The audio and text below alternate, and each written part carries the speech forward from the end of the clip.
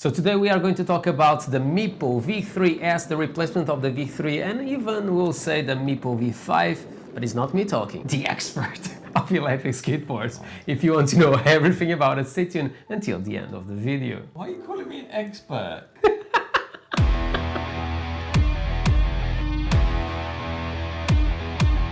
Hi everyone, Marcus here from Madpack, and if you love tech and if you love discounts, this is a place for you because everything that you see on the channel have links on the description below. Zach, thank you so much to be here today and to have ride once again another skateboard because he rides better than me, much better than me.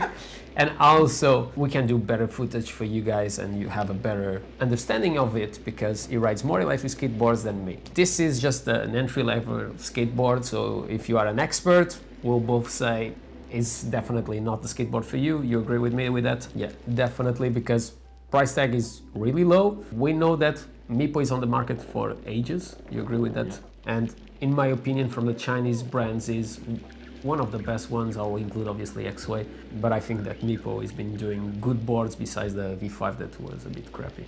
When we talk about the board, we need to understand that we live in the UK, so not the best weather in the world to ride electric skateboards. If it's raining just a bit, is definitely not the PEV for you. We need to analyze this based on the price tag because that is obviously much better boards. Even Meepo do much better boards than the Meepo V3S. Out of the box, what is your thoughts obviously about the design of it, the deck, tires, etc.? What is your thoughts? The enclosures are good, solid, nice heat sinks, trucks look good, front wheels look good, nice and soft. What is your thoughts about obviously being 90mm tires? I know that you are not a big fan. I'm used to more in the 200mm range. If you don't have the best roads, we will say that this is not the skateboard for you. You agree with that also? It's perfect on smooth tarmac, flows real well. You can get some nice carving, but any type of harsh gravel or potholes, you need to slow down. Like we were talking today, I told you that even when I reviewed the X-Way, I didn't like it with this type of tires. We are talking about similar setup, obviously a more expensive board, but when I changed for the cloud wheels, it was night and day.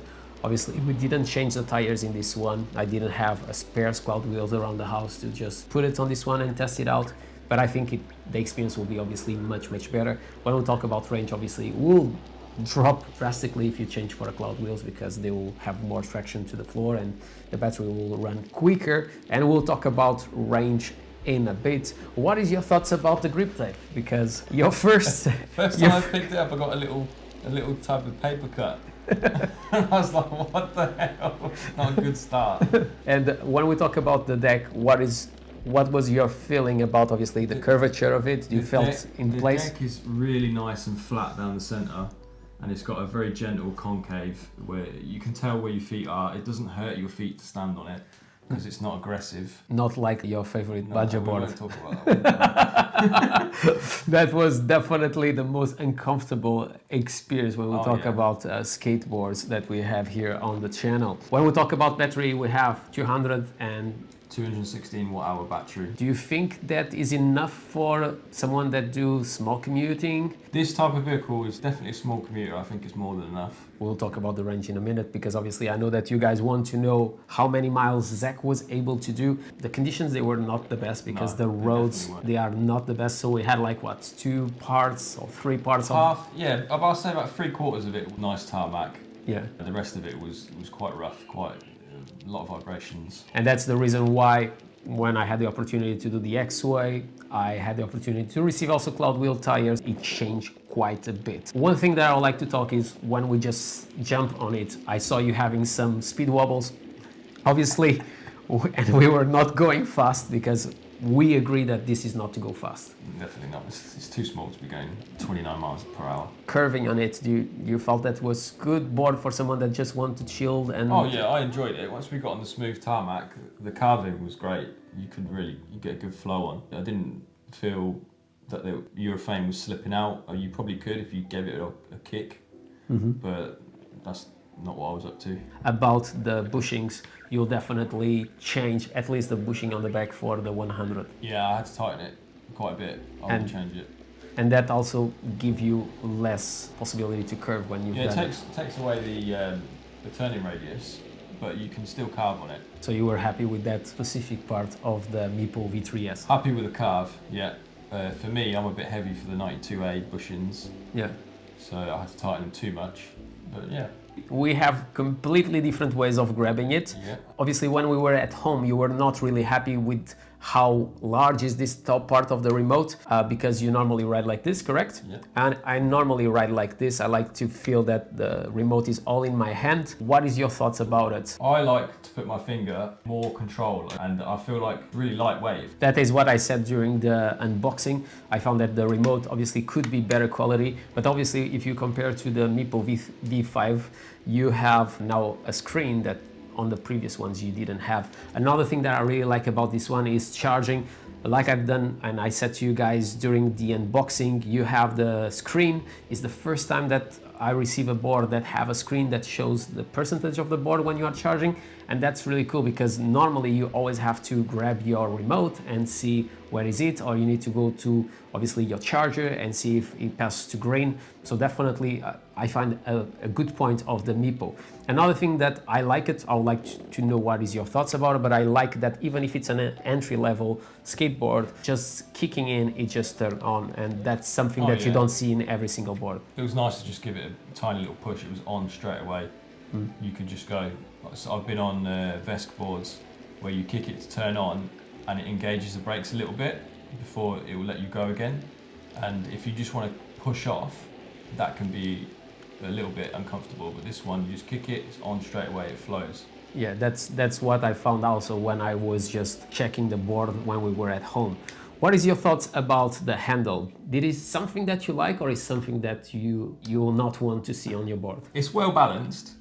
It does make it easy to pick up. I don't think it's a particularly heavy board though. Don't think it necessarily needs the handle. My thoughts is that I like and I don't like. So the first thing I think is like a weak point on the board. So you make your deck much weaker. So if you are a heavyweight, I'll say also that this is definitely not the board for you. You agree? Just don't jump in the middle of it. It's a bigger battery than majority of the boards of this kind of price on the market. If you are a heavyweight, you'll drain this battery really fast. How heavy you are? I weigh 75 kilograms without riding gear. We'll say that with your clothes and everything will be around 80 kilos. So yeah. If you are above that type of weight, I think you'll need something a little bit more bulky and something that can handle more your weight. 216 watt hours, it continued to be very small. And for me that I come from electric unicycles and I'm used to 1,700, 3,600 watts. Yeah, but those vehicles get really heavy. Obviously, when we talk about the friction with the floor is much less because you have just one tire. And like you said multiple times, I'm still waiting to see you staying without battery riding one because today we ride, we've done all the battery of this one. I was with my electric unicycle and it was not fully charged. It was with 95% of battery, and we arrived home and I spent 5% of battery. Compared to basically draining this off, it's a massive difference. I don't think this board's really targeted as a long range. Definitely not. Board. It's more just a short commuter, get around campus, cheap for the young people to get into the sport. Yeah, definitely. They don't have a lot of money to buy it, and this is a possibility. When we talk about range, obviously of this skateboard or any skateboards on the market or any PEV, what the companies they advertise you is definitely not true because it's true depending on how heavy you are. Depending on how heavy, the weather, the temperatures, everything will count in the end of the day. I don't think that this will ever reach 17 kilometers per hour. Only if you put my wife riding this because she rides slow and she's lightweight. That's the only way that I see being possible to take 17 kilometers from this one. 17 miles that they estimated. It was 17 miles? Yeah. So even worse. Yeah. I normally say, and I say the same with the electric unicycles, they do exactly the same, but if you see a number, divide that by 2, and normally you'll have more or less the true number. Divided by 2, because nobody rides slow. Exactly. Don't expect to go super fast here. Obviously, with these bushings, I'll definitely change the back bushing for something a little bit harder, but also this is definitely not a board to go fast because the deck is small.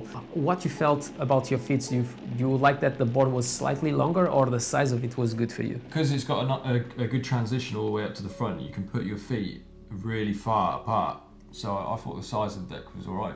So that's good because obviously Zach is not really small. How tall are you? 6 foot. So 6 foot. Don't ask me that in centimeters because I don't know.